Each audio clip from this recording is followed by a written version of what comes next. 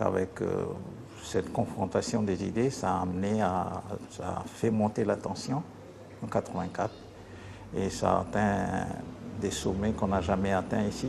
Donc on a eu des morts, une cinquantaine de morts, hein. Donc je pense que ça fait 70 morts jusqu'en 98. Ça faisait beaucoup.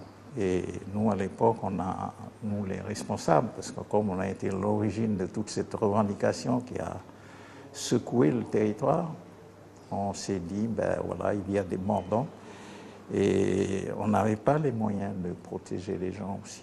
On disait aux gens, on fait des manifestations, on fait ça de façon non violente.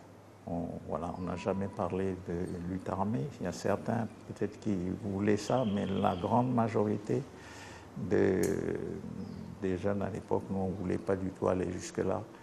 Et quand il y a eu des morts, on s'est regardé soi-même et puis on a dit, ben voilà, il y a des familles qui souffrent d'un côté comme de l'autre, hein, parce que des gens ont perdu leurs enfants, ils ont perdu leurs frères, des fois leurs maris.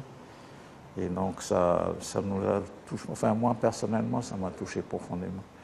Et si on a Jean-Marie Tjibaou et Jacques Lafleur ont décidé de se serrer la main, c'est aussi derrière ça, c'est une prise de conscience que lorsqu'on fait des revendications, lorsqu'on avance des choses, ben, ça peut toucher ceux qui sont en face, ça peut voilà, amener à des situations de violence et on a décidé à l'époque de dire voilà, il y a d'autres choses à faire que de s'affronter, que la poignée de main pour moi ça signifiait ceci, c'était une époque qui se termine.